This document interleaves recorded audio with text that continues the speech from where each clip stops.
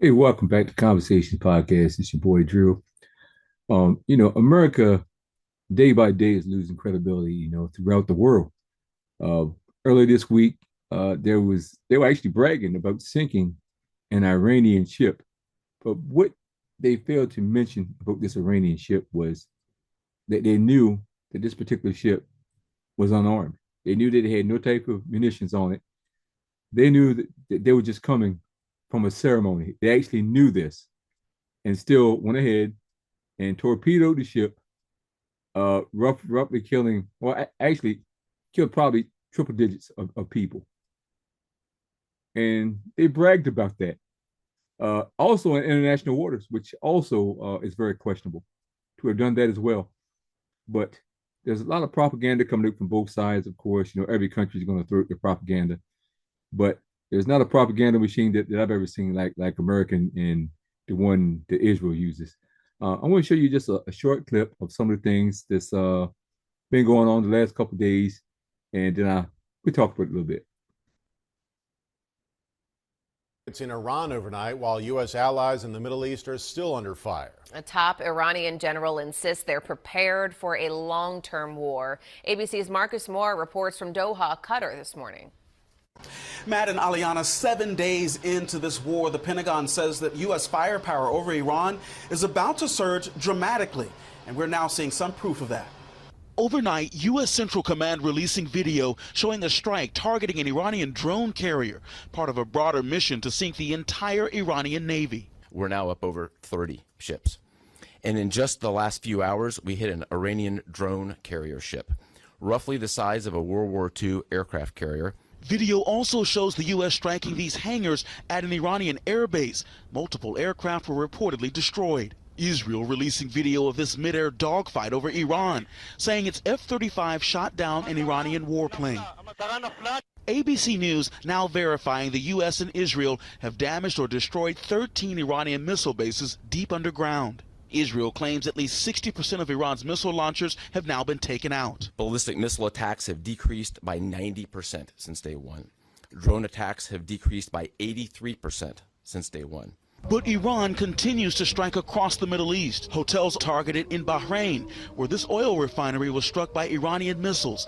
Air defense systems firing, but missing the missiles. Israel and the U.S., meanwhile, say they're moving into a new phase of the war. As we transition to the next phase of this operation, we will systemically dismantle Iran's missile production capability for the future. President Trump tells ABC News he wants to make sure a future U.S. president doesn't have to face a hostile Iran, saying, quote, "We don't want some president in 10 years to get stuck with this problem and not know what to do with it." Iran's foreign minister vowing to fight, saying his country is not interested in negotiating. Asked how long this war would last, President Trump saying, quote, "It's over when I want it to be."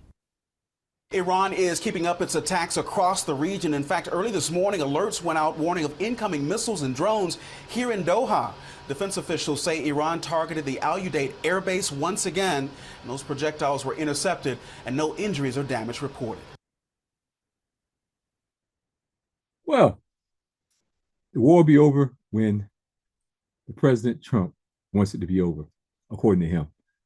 So, in other words, he has no problem sacrificing American lives and other lives. It appears to be a game to him, if that's how he's looking at it. The arrogance of the presidency, the guy is just too arrogant. Over when I want it to be over. Why? It's never should have been started from the beginning. Never should have been started. And in regards to war crimes, there is no question in my mind that blowing up that ship, torpedoing that ship that they knew was unarmed and admit that they knew was unarmed is a war crime. We're talking about war criminals. I'm telling you, throughout the world, we've definitely lost respect and going to continue to lose respect. I certainly hope that we Americans that are watching this don't send our sons and daughters into this military right now. Now, we love the country and we want to love the country, but we don't want the foolery that's going on, in the White House and this entire administration right now. It's nothing but foolery. Have no regard for people's lives. They play it like it's a video game. I mean, I expected to look in the White House window and you see them all gathered around with a bunch of hand controls. That's how they're manipulating the world right now between them and Israel. Now, something must be going on for sure because Israel has basically limited as far as news media. And I've heard anywhere from 6 to 220 of deaths, American deaths currently, but you don't hear about that. Now, if that's the case, how are they going to hide the fact that these people are dead from the families? It's gonna be interesting. But I'm telling you, there's no way I'm going to send my son into that zone the way things are. Now, again, most of us have no problem going in defense of your country. But right now, to be totally honest, how this administration is doing it, it just appears that whites are the only people that really make a difference or is cared about or looked upon as humans. We could just go in and bomb schools, blow schools up, kill little children for no apparent reason. Do you believe that that was an accident or do you believe that they were targeted? Honestly, myself, I believe that they targeted those kids at school. I really do. What do you guys think? Do you guys think that you should be sending your children to the military at this point? I don't think so. But look, hit me with your comments. Let me know what you guys think. But again, right now, I was just watching CNN just a few minutes ago, and I'm gonna tell you something, man. They said that Iran was running out of missiles. Woo! I don't believe so because in like the last 30 minutes, it's alleged that they've sent over 500 missiles. So that says a lot. If they sent 500 missiles in one day, I guarantee you they didn't empty the clip, so to speak. I guarantee they had plenty more. I think they made a huge mistake, and I think they underestimated, what Iran was capable of. And the very fact that the U.S. is screaming for a ceasefire, that says something right there. And Iran said, "F you, I'm not going for a ceasefire." Said you bought the noise. We're going to respond, and that's what they're doing. And it's unfortunate for everybody. Nobody wins in war.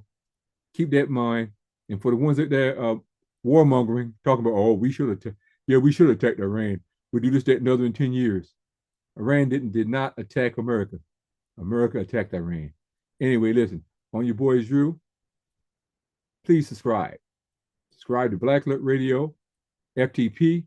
The FTP is for the people. It's your boy, Drew. I'm out.